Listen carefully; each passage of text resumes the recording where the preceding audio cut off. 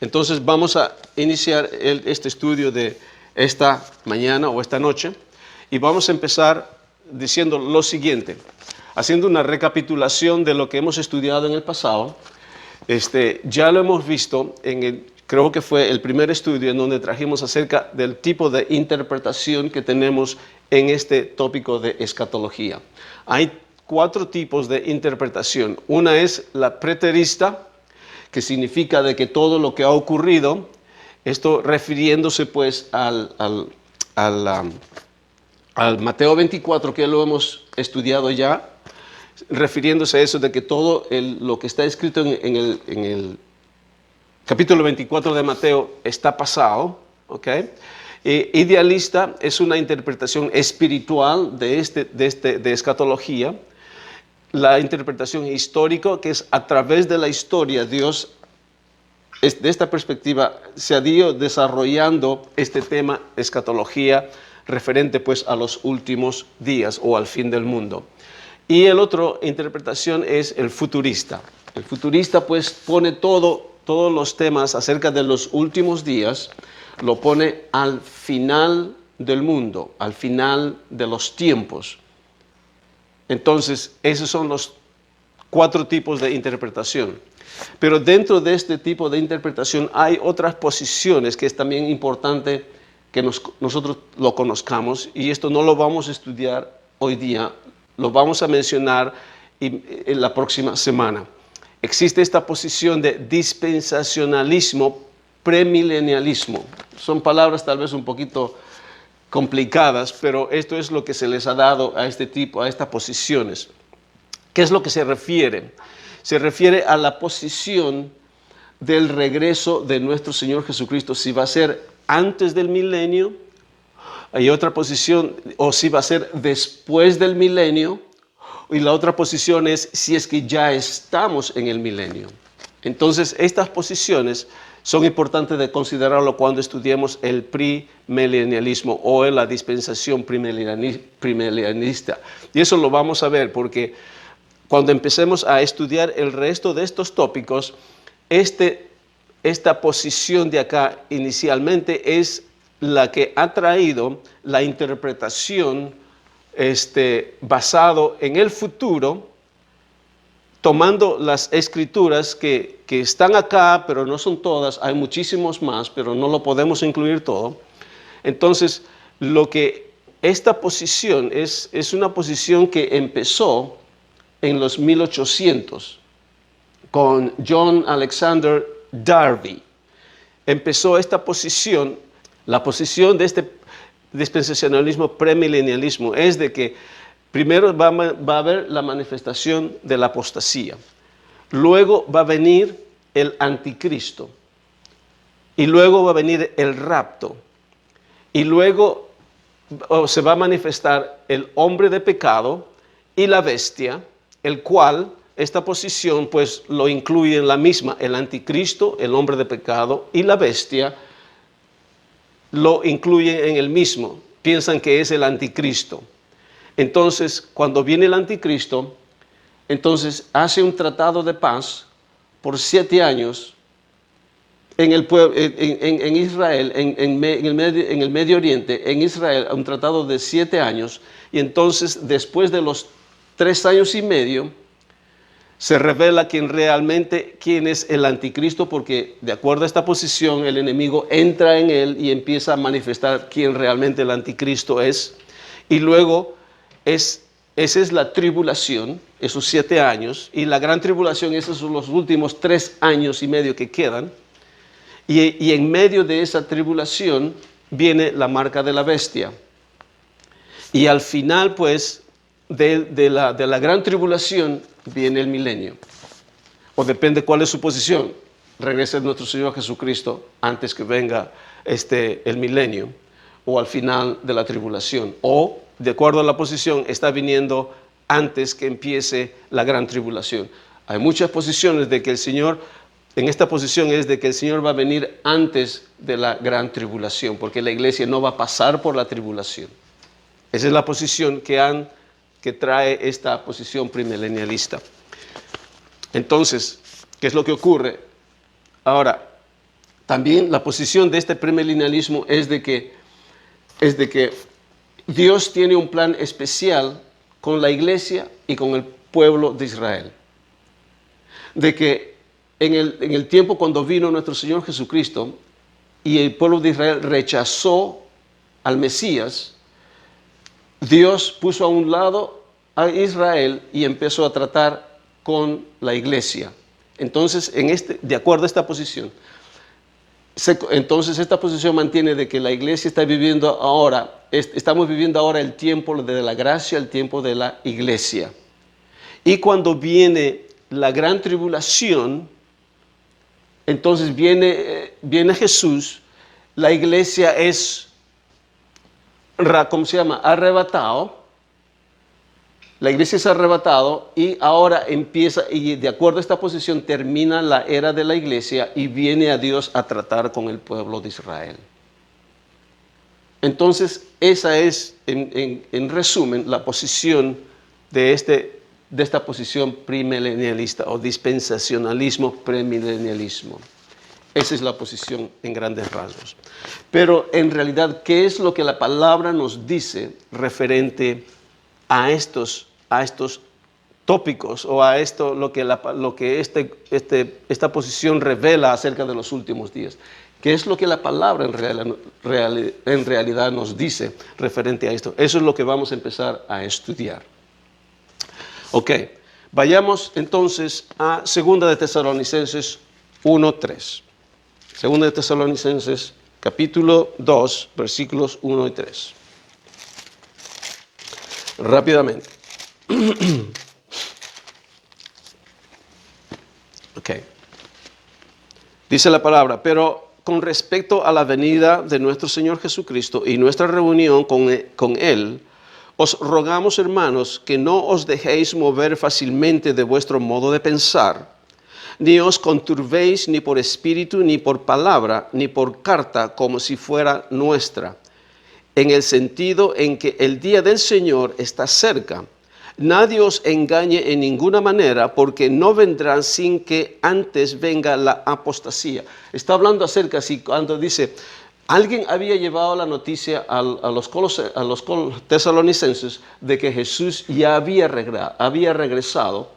Entonces, acuérdense de que Tesalónica, la iglesia de Tesalónica está en Grecia.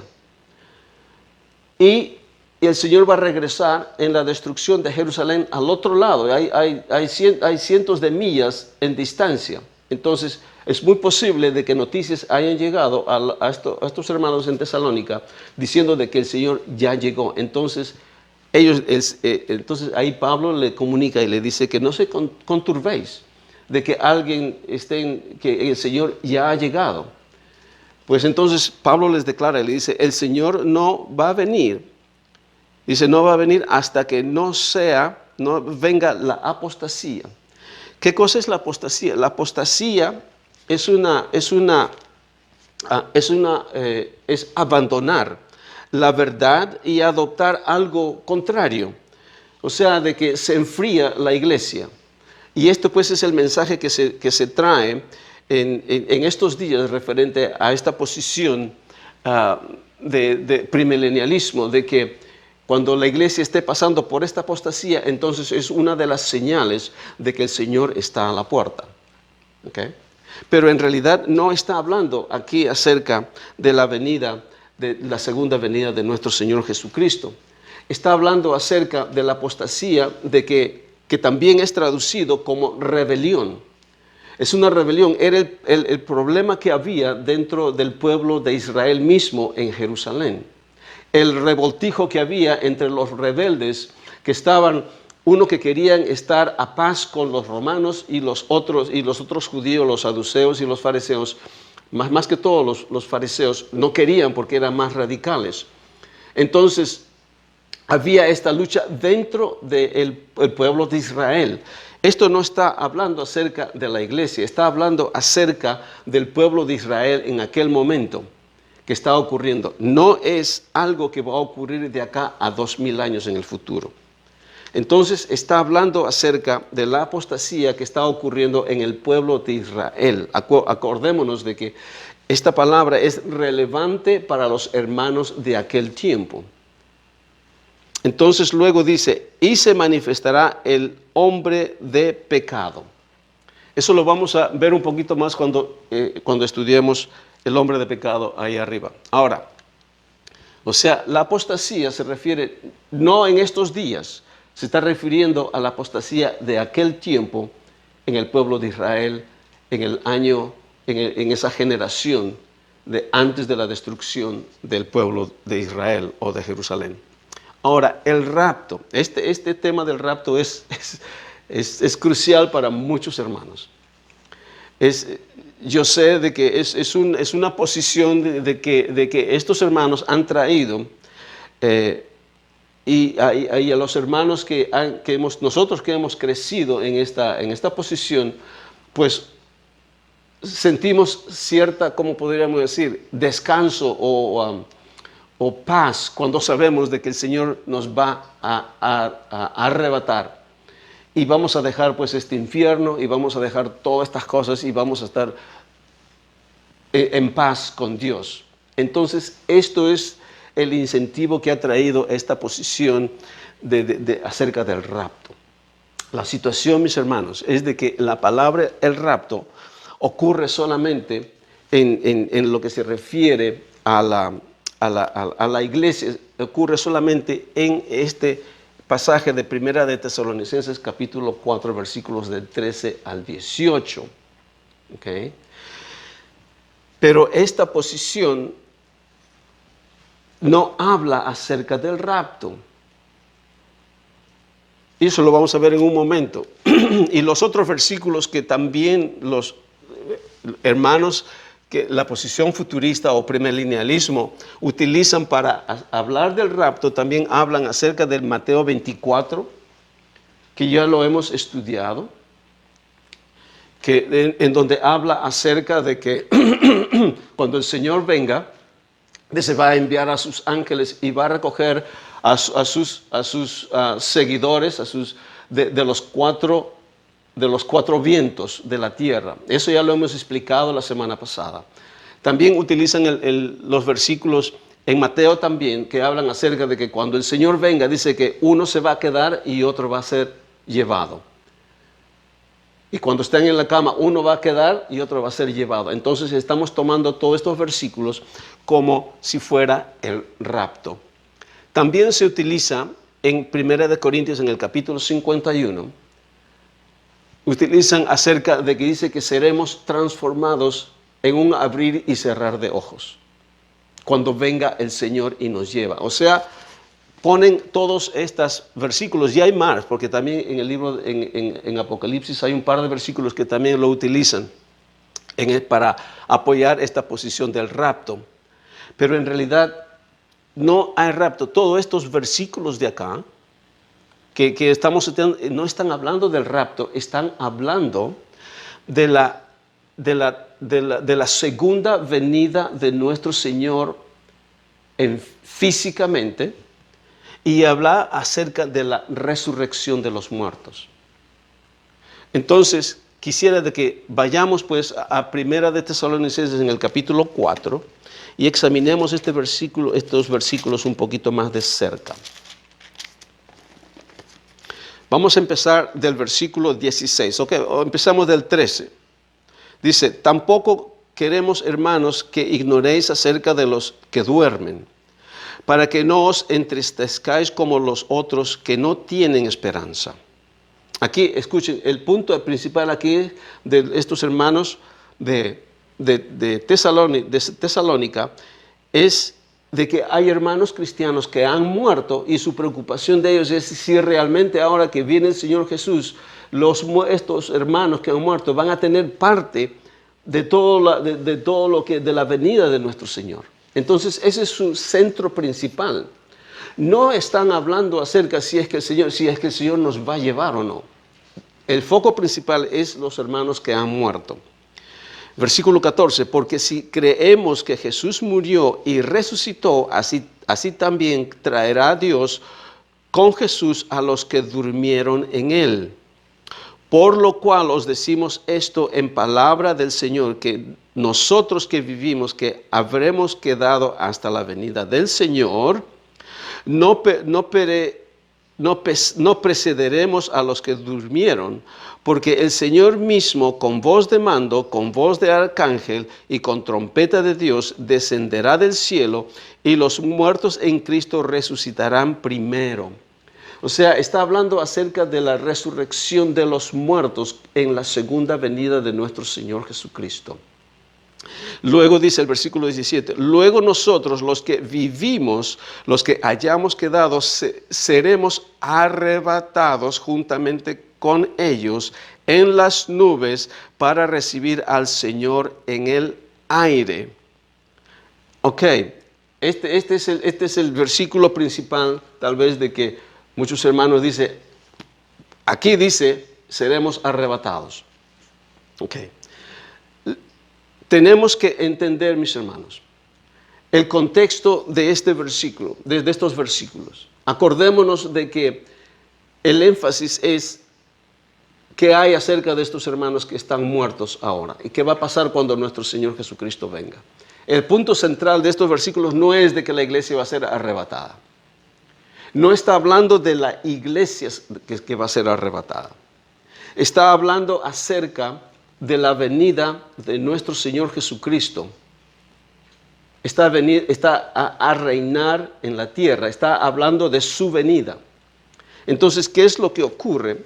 ¿Qué es lo que hemos interpretado? ¿Qué es lo que se nos ha enseñado? Es de que cuando venga el Señor, entonces el Señor se va a aparecer en las nubes con voz de arcángel, con trompeta. Entonces, y los muertos van a resucitar, ¿ok?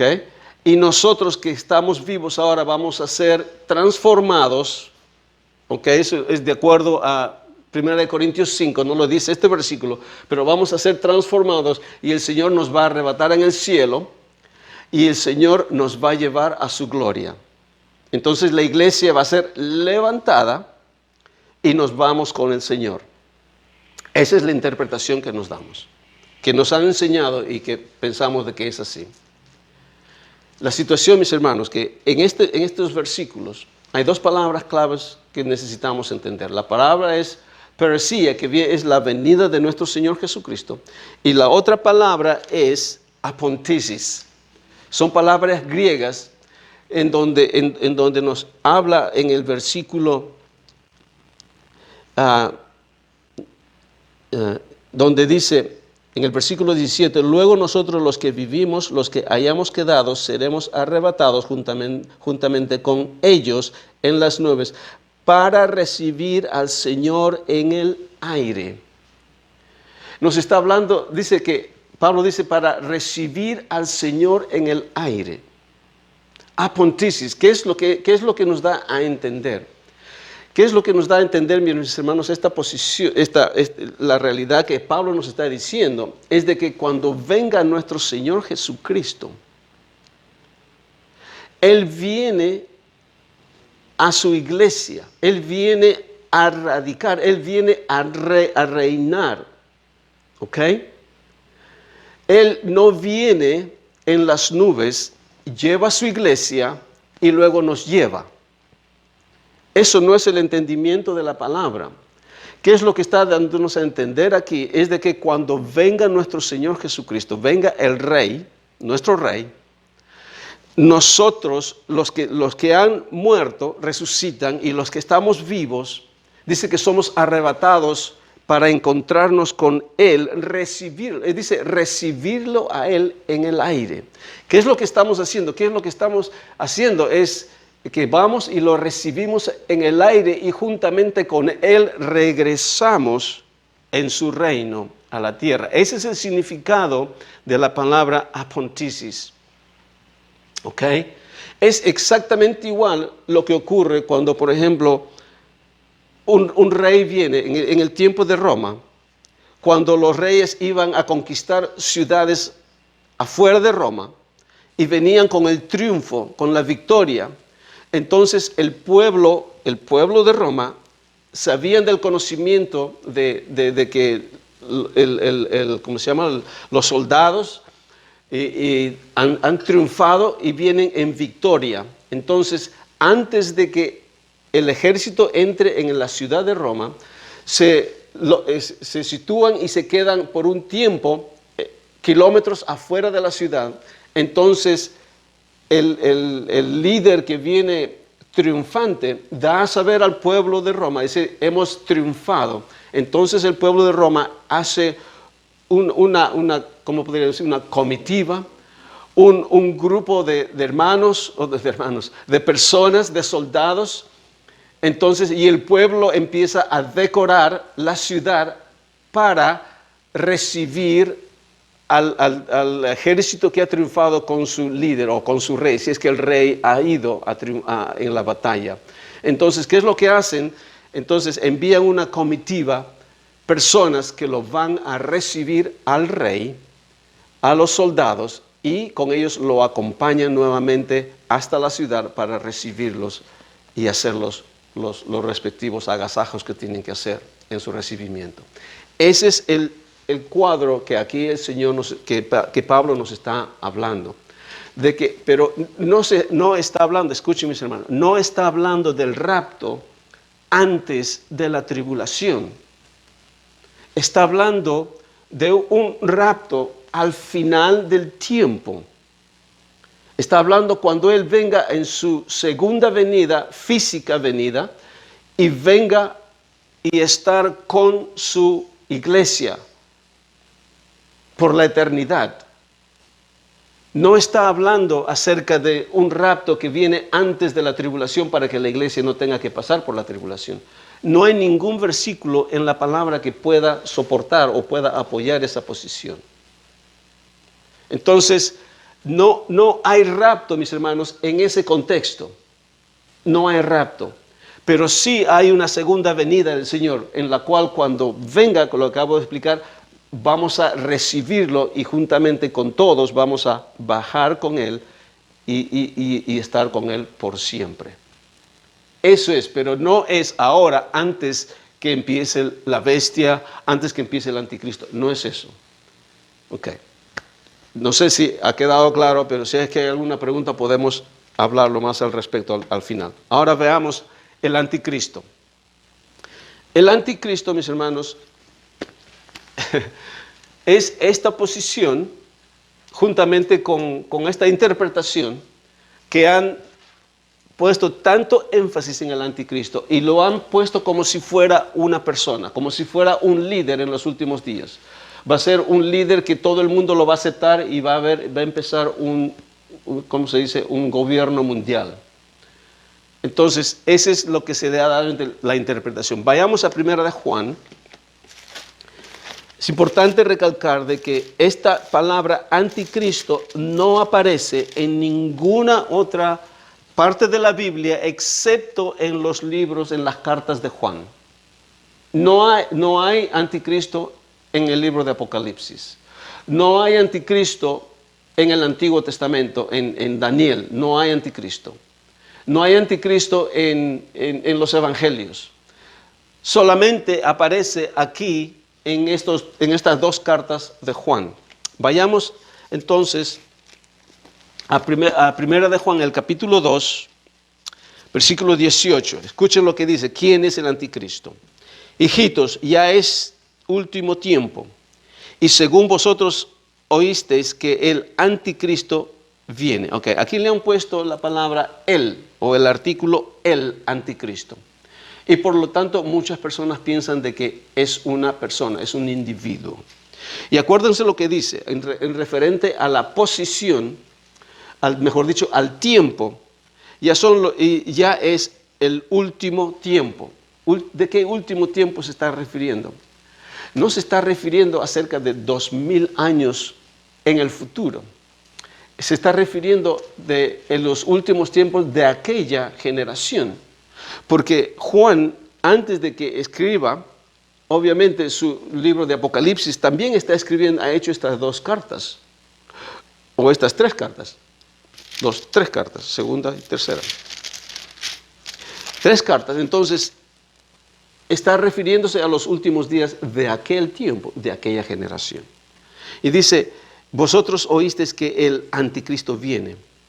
Así que ahora han surgido muchos anticristos. O sea que no solamente hay un anticristo, sino muchos anticristos. Y la situación es de que no es un individuo, ni son muchas personas que son los anticristos. Dice, porque por esto conocemos que es el último tiempo. Salieron de nosotros, pero no eran de nosotros. Porque si hubiesen sido de nosotros, habrían permanecido con nosotros, pero salieron para que se manifestase que no todos son de nosotros. Pero vosotros tenéis la unción del Santo y conocéis todas las cosas. O sea, no está hablando acerca de una persona.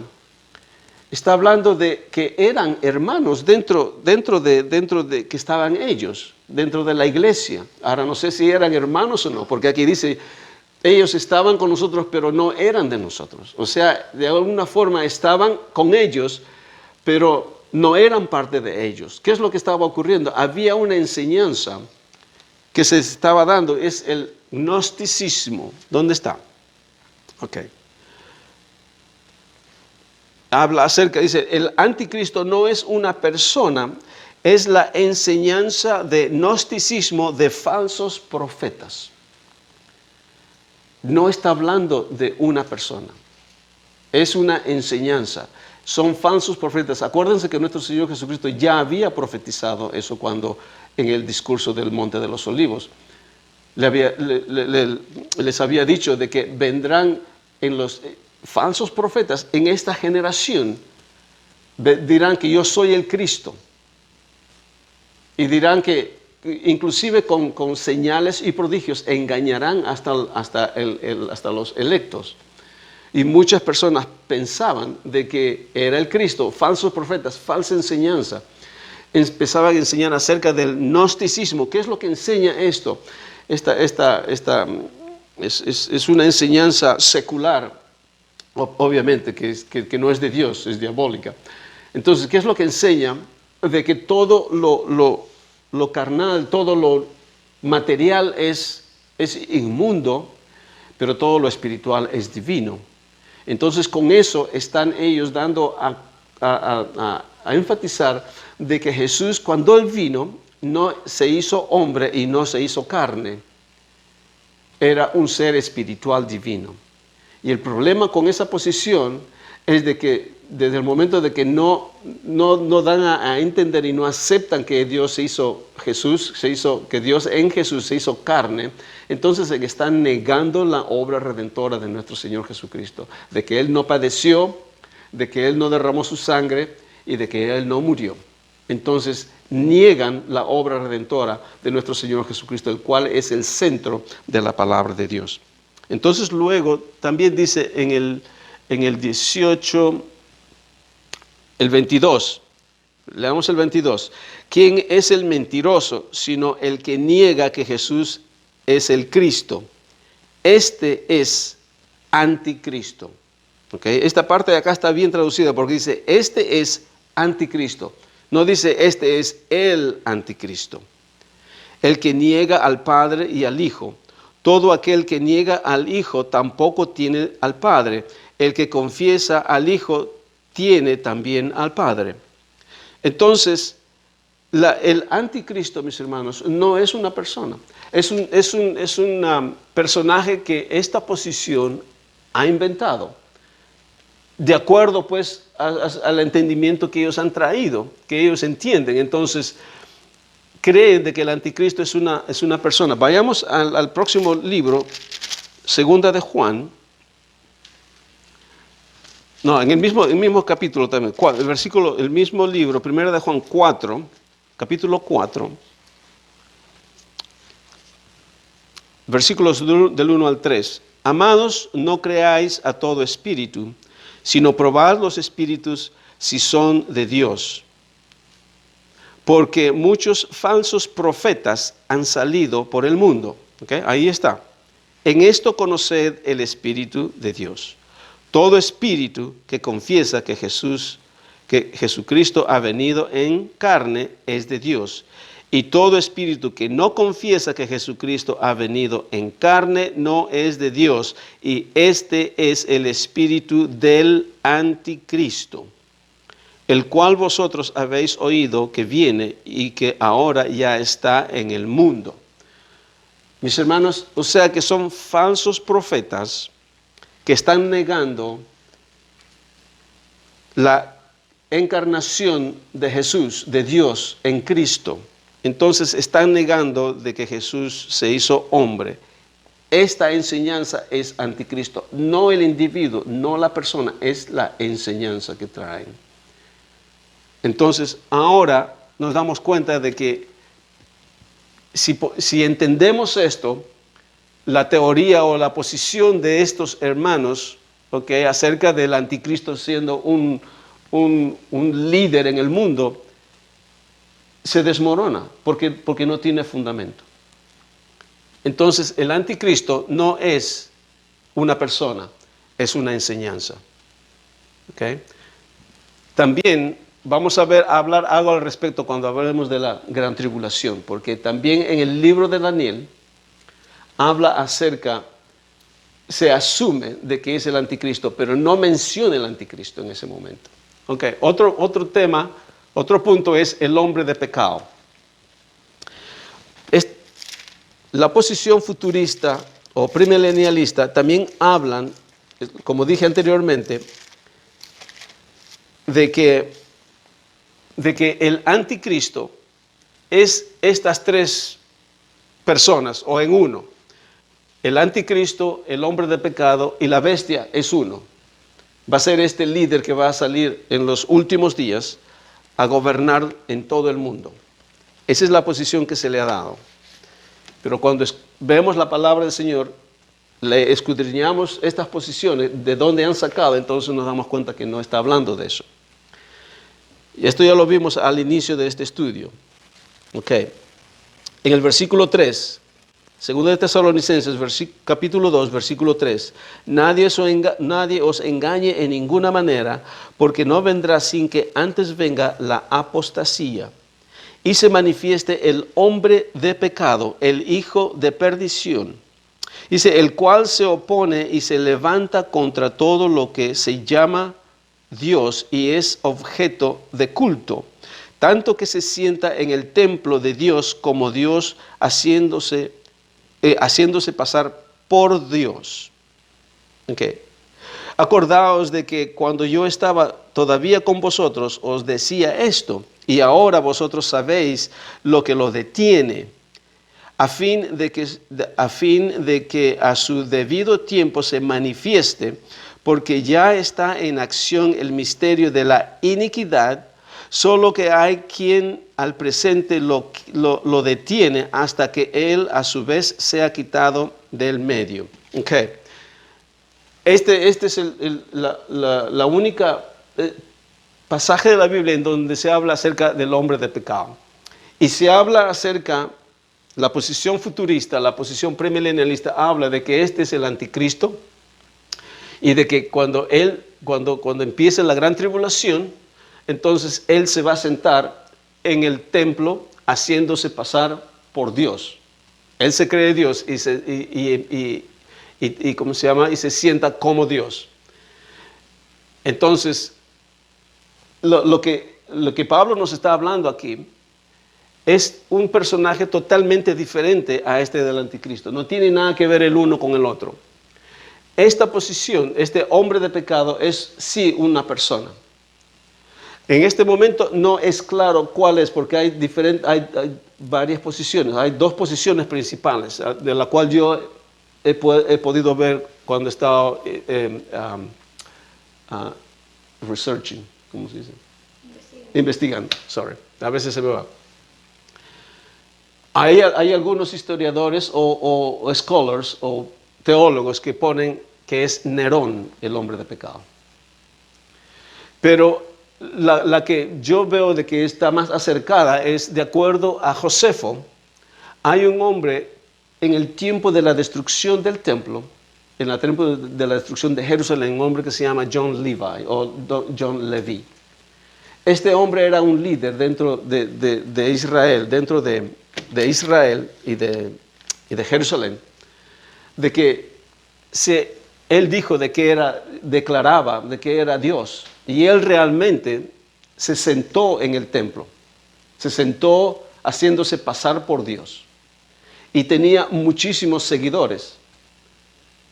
Entonces, ¿qué es lo que ocurre? Pero dice Pablo, pero ustedes ya saben quién es, les dice a los hermanos de Tesalónica. Pero los hermanos de Tesalónica están al otro lado, cientos de millas de donde está Israel. Entonces, pero ya Pablo les habla y diciendo, yo cuando estuve con ustedes, yo les hablé acerca de esto. Ustedes saben quién es, pero ustedes saben quién también lo detiene. Muchos piensan que lo que lo detiene en este momento, esto es lo que yo he escuchado, lo que hemos estudiado cuando estábamos empezando en el colegio bíblico, nos enseñaban esto de que quien realmente lo detiene puede ser que sea el Espíritu Santo o en la iglesia cuando sea arrebatada. Entonces dice de que cuando la iglesia sea arrebatada, entonces se va a manifestar quién el hombre de pecado es. Pero estas son posiciones inciertas porque la palabra no nos habla referente a nada de esto. Entonces, ¿qué es lo que está hablando aquí Pablo? Es de que si es un individuo en aquel tiempo, de que se hacía pasar por Dios y que se sentó en el templo. Se sentó en el templo y se hacía pasar por Dios. Y había un sacerdote principal que se llama Ananos, creo, está en inglés, no me acuerdo su nombre en español. Ananos, un sacerdote principal, quien realmente era quien impedía que este hombre, John Levi, manifieste realmente todo lo que él es y todo lo que quería hacer. Pero ¿qué es lo que ocurre? De que este sacerdote principal murió. Entonces fue quitado lo que lo restringía, lo que lo detenía. Y empezó, una vez muerto este sacerdote, John Levi empezó a manifestar quién realmente él era. Él fue en realidad quien forzó a los romanos de destruir el templo, a pesar de que todo eso ya estaba profetizado, porque él no quería salir del templo y porque tenía muchísima gente dentro del templo. Entonces era por causa de este hombre, pero este hombre de pecado no tiene nada que ver con el anticristo. Es un personaje que sí vivió en aquel tiempo, si esa es la posición de esta. O también puede ser Nero, que también los teólogos han dado referencia y tienen referencia bíblica referente que puede ser que sea él. Pero yo me doy cuenta de que Nerón estaba lejos de Jerusalén, lejos del templo, o sea que él no se ha podido haber sentado, pero se tomaba alegóricamente de que él se quería sentar o podía estar sentado en el templo. Eso es referente al pecado. Ahora, la bestia. ¿Cómo estamos de tiempo? Bueno, como dije, voy a tratar de terminar esto. La bestia. Vayamos al libro de Apocalipsis.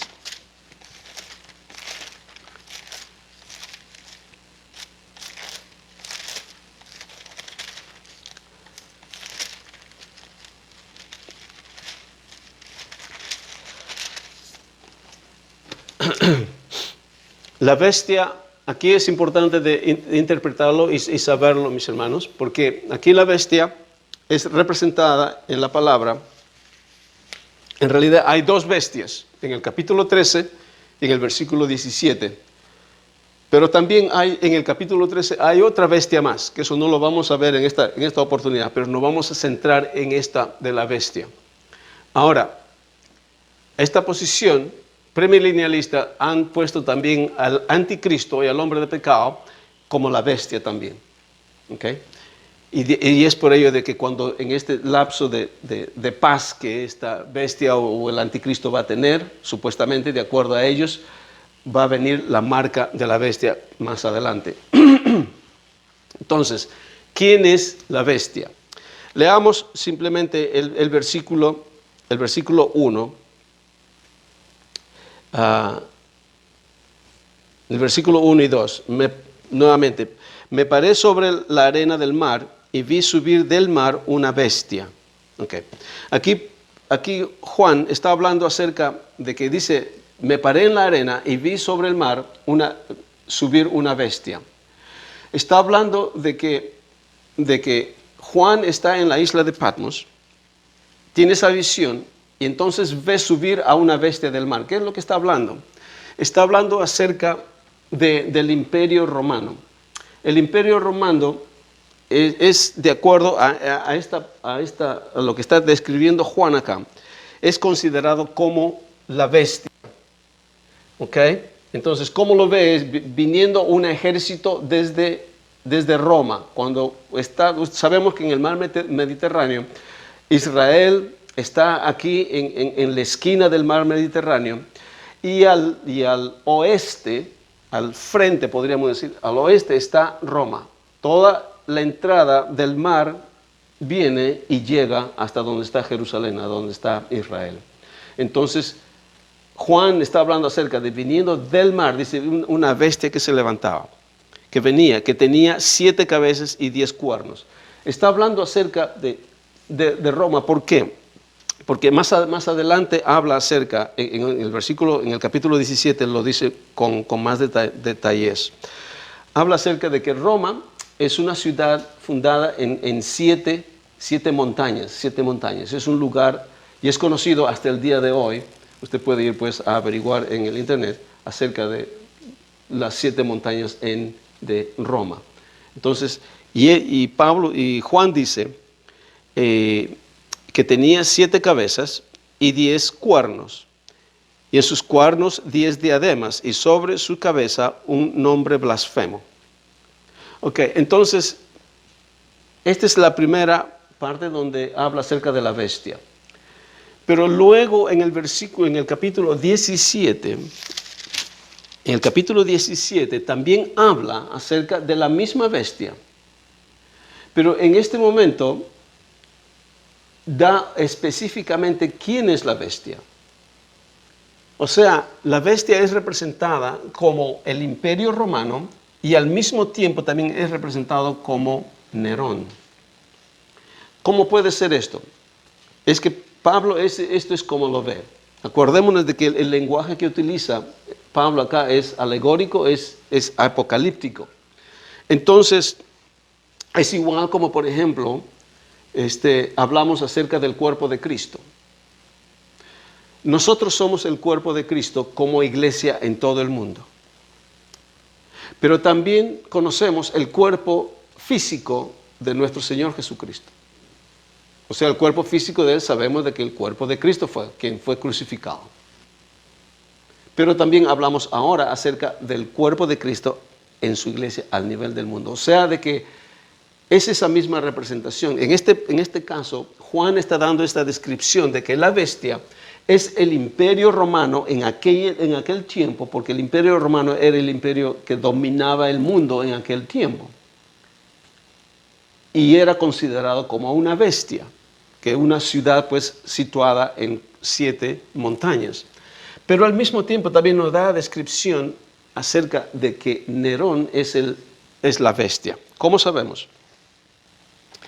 Leamos desde el capítulo 17, versículo 1. Vi entonces uno de los 7 ángeles que tenía las 7 copas y habló conmigo diciéndome: ven acá y te mostraré la sentencia contra la gran ramera, la que está sentada sobre muchas aguas. La ramera, ok, vamos a hablar no sé si vamos a hablar cuando estudiemos el libro de Apocalipsis acerca de la ramera. ¿Quién es la ramera?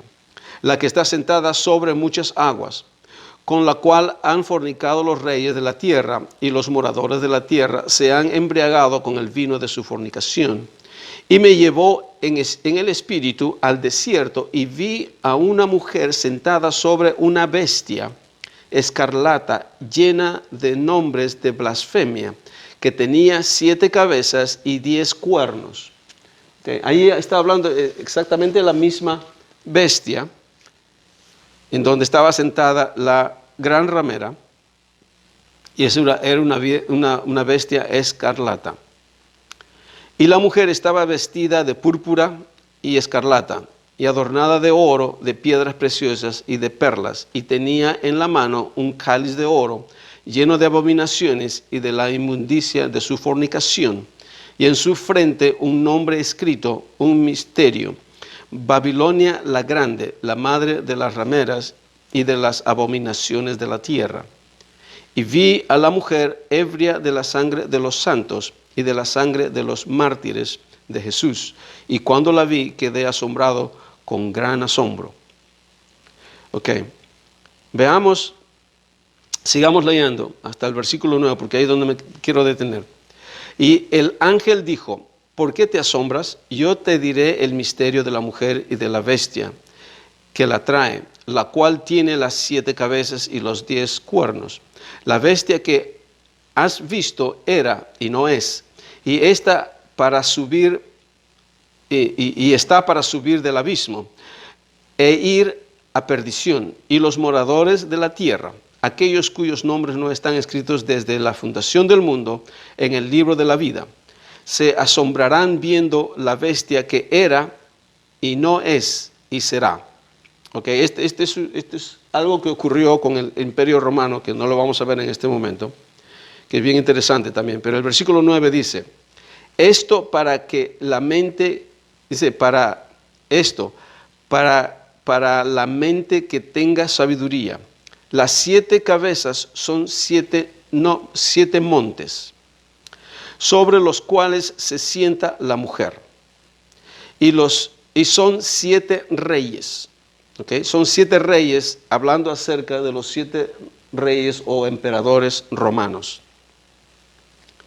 5 de ellos han caído, uno es, y el otro aún no ha venido, y cuando venga es necesario que dure breve tiempo. Okay, está hablando, aquí Juan nos está dando una descripción acerca precisamente quién es. Está hablando, dice, del Imperio Romano y de los reyes del Imperio Romano. En este momento dice que hay 5, dice, 5 de ellos han caído. ¿Cuáles son los emperadores de Roma hasta este momento? Estamos hablando de primeramente Julio César, el primer emperador, Augusto César, Tiberio César, Calígula César, Claudio César. O sea, en este momento dice 5 han caído, y luego dice, uno es. ¿Quién es en ese momento el emperador? Nero. Y dice, y luego, y el otro aún no ha venido. ¿Quién está hablando? De Galba César. No ha venido. Y cuando venga es necesario que dure breve tiempo. Y justamente cuando termina Nerón, cuando se suicidó después de haber gobernado como 13 años, entró Galba y solamente duró 6 meses. O sea, nos da a entender, de acuerdo a la palabra del Señor, acerca de la bestia, nos da precisamente quién es, de quién se trata acerca la bestia. Entonces nos damos, de acuerdo al libro de Apocalipsis, de acuerdo a Juan, nos da a entender acerca de quién la bestia es. Nuevamente, no nos está hablando, mis hermanos, acerca de un personaje que va a venir 2000 años más adelante. No tiene absolutamente nada que ver. Porque también hemos hablado referente al libro de Apocalipsis. ¿Okay? En el libro de Apocalipsis, todo lo que está hablando Juan aquí en este momento es lo que va a ocurrir en aquel tiempo, en esa generación, antes de la destrucción del templo. Y es importante de que consideremos esto, de que este libro de Apocalipsis fue escrito antes de la destrucción del templo. ¿Okay? Hay algunos que mantienen la posición de que fue escrito después de la destrucción del templo, en el año 95. Y tienen ciertas bases para decir eso, pero eso tal vez lo podemos estudiar en alguna otra oportunidad. Pero hay más evidencia fundada en la palabra de Dios de que este libro de Apocalipsis fue escrita antes de la destrucción del templo. Porque si fue escrita después de la destrucción, entonces no podemos entender lo que Juan nos está diciendo. No podemos estar con seguridad decir de que realmente Nerón es la bestia. Entonces eso nos va, si no estamos seguros, eso nos va a llevar a asumir muchas otras cosas. ¿Quién será? De repente fue Hitler, o de repente fue Mussolini, o uno de los papas. Entonces empezamos a asumir quién será. Pero cuando tenemos la evidencia de que este libro fue escrito en esa época, antes de la destrucción, entonces podemos estar seguros de que realmente la bestia está hablando acerca del Imperio Romano y del emperador Nerón. Ahora, el emperador Nerón fue una bestia, y eso es como lo conocían en aquel tiempo. Él era considerado una bestia, porque todas las cosas que hacía o que hizo, incendió su propio país, Roma. Persiguió a los cristianos. Dice que los perseguía y los quemaba en los postes para que alumbren en la noche. Los quemaba ahí. Y no solamente eso, dice que mandó a matar a su madre. Y también porque su madre se dio cuenta de que en realidad algo malo estaba, algo malo había en Nerón. Y se había dado cuenta pues de que no era un hombre íntegro, no era un hombre bueno. Entonces ella lo quería matar. Entonces Nerón se dio cuenta de esto y mandó a matar a su madre. Y también mató a su esposa, dice la historia, lo mató a patadas, estando encinta. O sea, la reputación de Nerón era por toda esa región. ¿Por qué? Porque el emperador forzaba a que se le consideraba como Dios y que le consideraba como rey y que se le adorase. Entonces, esa era la demanda de los reyes, de los emperadores. Ahora, la gran tribulación. Ya estoy en tiempo ya, pero dije que voy a terminar, y si es que esto va a continuar un poquito más, me disculpan, pero quiero terminar con esto. La gran tribulación. Vayamos al libro de Daniel, por favor. Daniel capítulo 9. El libro de Daniel es un libro en el cual los que asumen de que estos últimos tiempos están ocurriendo, viendo todas estas señales, y cuando viene nuestro Señor Jesucristo y viene el rapto, entonces estamos en la gran tribulación. ¿Cómo es que lo consideran? La gran tribulación es el periodo de 7 años.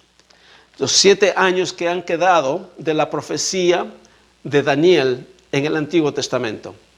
Entonces, en Daniel 9, en el versículo 24, dice: 70 semanas están determinadas sobre tu pueblo. Ok, 70 semanas. Acuérdense de que una semana es igual a un año. Ok, son 70 semanas determinadas sobre la ciudad de tu pueblo y sobre tu santa ciudad, para terminar, primeramente, ¿cuál es el propósito de lo que va a ocurrir en 70 semanas? Dice: el fin del pecado, expiar la iniquidad, la justicia perdurable, sellar la visión y profecía, ungir al santo de los santos. Estas deberían ser 6. Falta uno. Dice: terminar la transgresión. Falta ahí, terminar la transgresión. Versículo 25. Sabe pues y entiende que desde la salida de la orden para restaurar y edificar a Jerusalén hasta el Mesías príncipe, o sea, hasta la venida del Mesías, porque ahí habla bien claro, habla del Mesías, habrá 7 semanas y 62 semanas, y volverá a edificar la plaza y el muro, y en tiempos angustiosos. Ok, en 60 dice, habrá 7 semanas y luego 62 semanas. ¿Y qué es lo que ocurrirá entonces cuando añadimos cuántos años? Son 49, son 483 años desde la edicción, ¿cómo así se dice? Y después de las 72 semanas se quitará la vida al Mesías. Ok, hay una palabra que quiero. Sabe pues, entiende que desde la salida de la orden para restaurar. Ok. Dice, ¿cuándo empezamos a contar estas 7 semanas? Desde la salida de la orden que dio el rey Artaxerxes en el Antiguo Testamento. Le dio orden a Nehemías para reconstruir las murallas de Jerusalén. Entonces, desde ese día de la orden empieza la cuenta de las 70 semanas. Entonces nos habla, dice que va a haber 7 semanas para la reconstrucción de las murallas y luego 62 semanas para ¿qué dice? Para la, y después de las, y edificar la plaza del muro, tiempos angustiosos. Y después de las 62 semanas se quitará la vida al Mesías, mas no por sí. Está hablando, dice, después de 62 semanas se quitará la vida al Mesías. O sea, está hablando acerca, después de todo este tiempo, o sea que se nos da la profecía exacta. Acuérdense de que esto es alrededor de más de 500 años antes de que ocurra. Ya el profeta Daniel, recibido pues por el Espíritu Santo, el ángel le revela de que el Señor Jesús va a ser crucificado en aquel tiempo, en 483 años. Esta es una de las profecías más claras que podemos encontrar en la palabra de Dios. Entonces, pero 70 semanas multiplicados por 7 es 490. 490 semanas. Pero entonces 490 nos falta una semana. Falta 7 años acá para completar la profecía. Entonces, ¿qué es lo que han utilizado? ¿Qué es lo que... Luego sigamos leyendo porque dice más adelante. Y después de las 72 semanas se quitará la vida al Mesías, mas no por sí, y el pueblo de un príncipe que ha de venir destruirá la ciudad y el santuario, y su fin será con inundación, y hasta el fin de la guerra durarán las devastaciones. Por otra semana, ahí está, el versículo 27, por otra semana confirmará el pacto con muchos, a la mitad de la semana hará cesar el sacrificio y la ofrenda. Cuando hablan acerca de esta semana que todavía necesita ser completada, es ahí los que tienen esta posición premilenialista introducen o incorporan a la bestia o al anticristo. Dice que cuando venga el tiempo, cuando venga el regreso de nuestro Señor, entonces este hombre, el anticristo, el hombre de pecado, la bestia, se va a manifestar y entonces va a hacer un tratado de paz en el Medio Oriente con Israel, con todas las naciones de ese lugar. Va a ser un tratado de paz por una semana. Y ese es el tiempo de la gran tribulación. O sea, pero la posición es de acuerdo al rapto, es de que la iglesia, el Señor Jesús, cuando venga, el rapto va a ser antes de que entre con la gran tribulación. Esa es la posición que ellos enseñan. Entonces, esta semana que queda es la que habló el profeta Daniel. Pero cuando leemos este pasaje de la palabra del Señor, que acabamos cuando lo examinamos, nos está hablando, mis hermanos, no está hablando de un anticristo. Ya determinamos que un anticristo no es una persona. No está hablando de un hombre de pecado, que esto fue un individuo en aquel tiempo. No está hablando de la bestia, porque la bestia es el imperio romano y es Nerón. No está hablando de un ruler, de un dictador o de un personaje, de un líder de 2000 años más adelante que va a venir a gobernar en todo el mundo. no nos está hablando absolutamente nada de eso, no hay ninguna base. Pero ¿qué es lo que han puesto? Estos hermanos han puesto en este tiempo que va a venir a gobernar, y es el anticristo. Cuando examinamos la palabra del Señor, entonces no encontramos ninguna evidencia de eso. No hay evidencia, porque nos habla directamente acerca de este pasaje de Daniel, nos habla de nuestro Señor Jesucristo, del Mesías. También más adelante habla acerca de la destrucción de Jerusalén también. Entonces, no está hablando acerca de estos tiempos, está hablando algo que ocurrió en el tiempo cuando Jerusalén fue destruida y el templo fue destruido. Ok, ahora viene terminamos con esto. También hablan acerca, por ejemplo, de lo que ya hemos estudiado, Mateo 24. También utilizan eso también para reenfatizar acerca de la gran tribulación. O sea, la posición premilenialista utilizan también el capítulo 24 de Mateo para hablar acerca también, obviamente, de la tribulación, pero en realidad no lo es, porque es una tribulación, sí, una tribulación que el pueblo de Israel pasó en aquel tiempo, en aquella generación. Para ellos fue horrible, pero esto no tiene nada que ver con nuestros tiempos ahora. No tiene absolutamente nada que ver. Ok, ¿qué acerca de la marca de la bestia? La marca de la bestia está en Apocalipsis 13. Vayamos rápido ahí. Apocalipsis 13.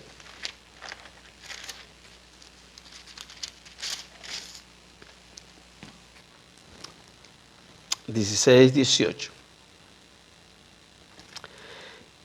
Y hacía que todos, pequeños y grandes, ricos y pobres, libres y esclavos, se les pusiese la marca en la mano derecha o en la frente.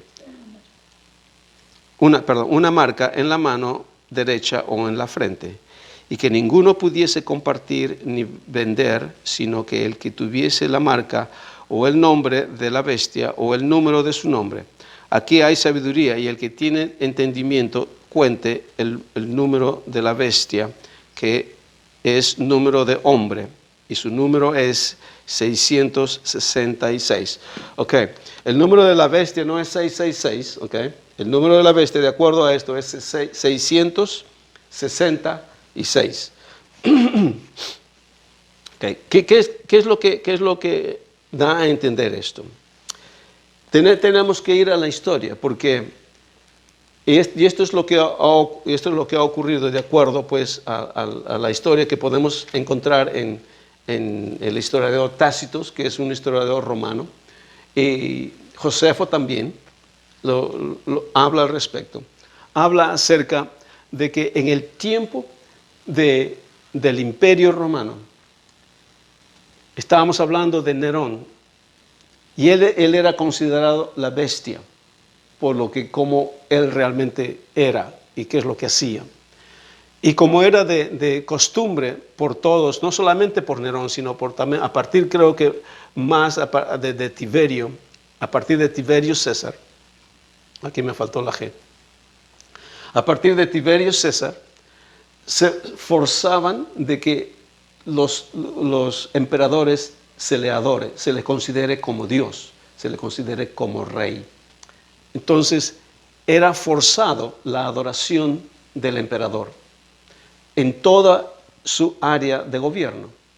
Entonces, donde estaban en Jerusalén, estaban por las iglesias, estaban por todo lugar, todo eso era el Imperio Romano. Entonces, en diferentes lugares, los emperadores tenían sus estatuas, tenían altares de adoración. Usted puede ir al Google si usted desea. Usted empiece a ver el Colossus de Nero. Usted va a ver una estatua de que en este momento no está la estatua en Roma, pero sí está el lugar donde estaba la estatua. Esta estatua medía aproximadamente como 30 metros. Era una estatua, una imagen de Nero, del emperador Nero, Nerón, como rey y como Dios, para que se le adore. Entonces, ¿qué es lo que ocurría en aquel tiempo? Dicen los historiadores de que cuando la gente necesitaba ir a comprar su comida o a vender o a hacer negocio, tenían que ir a estos mercados que se llamaban agora. Ese es el nombre que se le ha dado. Este supermercado, supongamos que sea un supermercado. O sea, las personas que tenían que comprar y tenían que hacer negocio para poder subsistir, tenían que entrar en estos mercados. Pero como todo era del gobierno, todo estaba gobernado por Roma, entonces se les exigía a todos los que entraran a tener negocio acá, se les exigía adorar la estatua o la imagen del emperador. Entonces, las personas que entraban y adoraban y cumplían con ese mandato, entonces, ¿qué es lo que hacían? Del altar que tenían el incienso, donde adoraban al emperador, se le agarraban la ceniza del altar y le ponían la marca, ya sea en su mano o en su frente. Entonces, con esto, al ver las autoridades que ya tenían la marca, entonces le permitían entrar.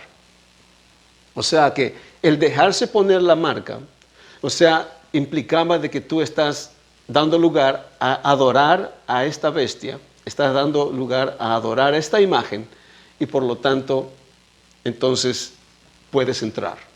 Puedes ahora tener, entonces no podías comprar, no podías vender si no hacías esto. Entonces los cristianos se dieron cuenta y saben esto, y nosotros sabemos, obviamente, qué es lo que ocurre con esto. Entonces ellos se rehusaron a hacer tal cosa. Entonces esta es la posición de la bestia. No está hablando de un sistema de tecnología que va a venir en estos tiempos, en la cual se nos va a introducir un chip en nuestra frente o en nuestra mano para poder ir a comprar. Si hemos visto, hasta yo he estado viendo esto, de que están introduciendo este sistema en el mundo. Pero cuando vemos esta realidad, no está hablando de lo que dice la palabra del Señor. La palabra nos está hablando acerca de un incidente que pasó en aquel tiempo. Y Juan nos está dando a entender de que en aquel tiempo los cristianos eran forzados a adorar a esta imagen, a Nero especialmente, a Nero, porque eso es a Nerón, perdón. Este era el rey de aquel tiempo. No está hablando, nosotros no estamos adorando a nadie, nosotros conocemos la palabra y por eso es que es importante tener el conocimiento de todo esto. Ok, hasta ahí dejo, mis hermanos, este estudio. Y cualquier pregunta, podamos continuar pues después de este estudio. Amén. Demos gracias al Señor. Padre, te damos gracias en el nombre de Jesús. Gracias, Padre, por el tiempo que nos das de poder interceder, de poder enseñar, de poder ver tu palabra. Señor, yo oro en el nombre de Jesús de que todo esto que hemos aprendido en esta oportunidad, Señor, realmente lo veamos a la luz de tu palabra y de que cada uno de nosotros podamos tener el tiempo de ir a escudriñar y meditar en tu palabra, Señor. Yo oro en el nombre de Jesús de que Cristo podamos ver a través de estos estudios revelado aún mucho más en nuestras vidas. Sabiendo, Señor, de que no estamos viviendo estos últimos días. Estamos viviendo, Señor, días maravillosos en los cuales, Señor, tu iglesia está avanzando con poder, está avanzando con fuerza. Señor, levantando, Señor, nuestra frente en alto y que no tengamos que tener miedo y temor de cualquier tribulación o prueba o pandemia que pueda haber en nuestras vidas. Señor, gracias por tu palabra y por tu Espíritu Santo, Señor, que nos redarguye y nos guía a toda verdad. En el nombre de Jesús. Amén.